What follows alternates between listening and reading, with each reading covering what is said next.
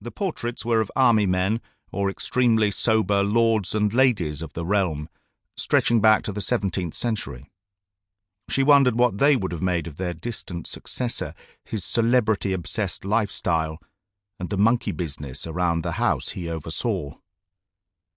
Amisha wasn't quite sure what to make of him either, but she got some help when he eventually came springing down the stairs with a flourish in a glowing full-length gold brocade dressing gown. The man himself was full of breathless charm. "Oh, my darlings, I'm so dreadfully sorry to keep you waiting. Gaston, tea, if you please, in the drawing-room." He ushered them towards the room with a flourish, sweeping his arms all the way. Graham felt as if they'd rocked up to a West End musical production of Brideshead Revisited. Amisha struggled with an impulse to laugh out loud, and had other thoughts. Thank God H is back at the Yard, tucked in safely behind his desk. But the show was only just beginning. Once Amisha and Graham were seated, de Montfort shrugged off his voluminous outer garment to reveal his inner dandy. He was straight out of central casting, double-breasted dark blue pinstripe suit with a pink shirt, and an even pinker tie, handkerchief to match in the breast pocket, Italian shoes worth a detective inspector's monthly wages, 2 pairs of glasses, one fashionably dangling from his jacket pocket, one perched halfway down his nose. He was long, lean, and aquiline, his glistening shoulder-length straw-coloured hair swept back. When it came to stereotypical self-presentation, this beauty put even Blandish in the shade. He sat down, or rather perched himself on the edge of his chair, leaning into his guests. His eyes were visible above the frame of his glasses, and he emoted through them heavily as he spoke. His voice was plummy, resonant, and drawling, a far cry from Blandish's clipped tone and estuary vowels. "My darlings, such horror!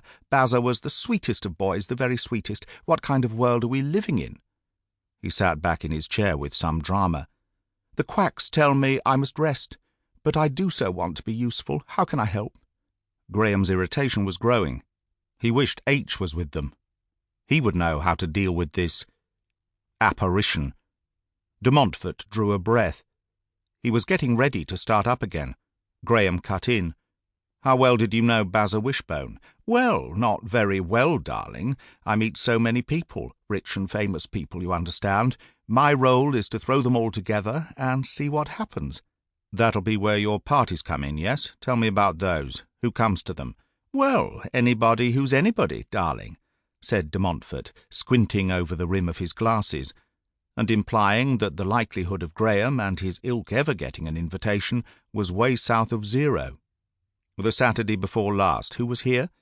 "Bazza, of course. Let me see." De Montfort reeled off a few names, mostly the obvious ones Amisha and Graham had heard of. "Who did Bazza keep company with?" asked Graham. "Who was he talking to?" "I can't say I noticed, darling. He was just there, being his lovely magnetic self. All the ladies made a beeline for him, and a good number of the fellows too, of course.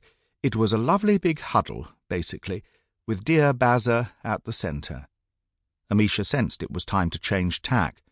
"What about the party essentials, Mr. de Montfort? The powder and pills? We understand they all come as part of the service. What were Bazza and his huddle partaking of?" The question caught de Montfort off guard.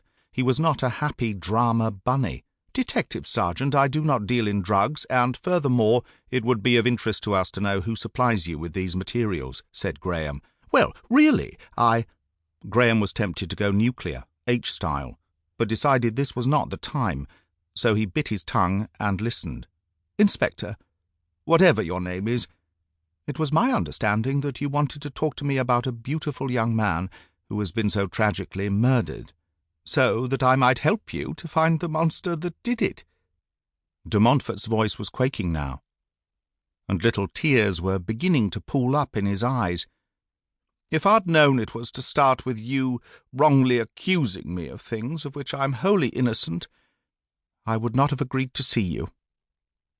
Graham wasn't interested in bringing de Montfort to justice. He wanted to dig deeper, follow the money trail from this glittering fop's fantasy world to where the monsters were, the people who, if you crossed them, could blow half your head clean off in a plush hotel.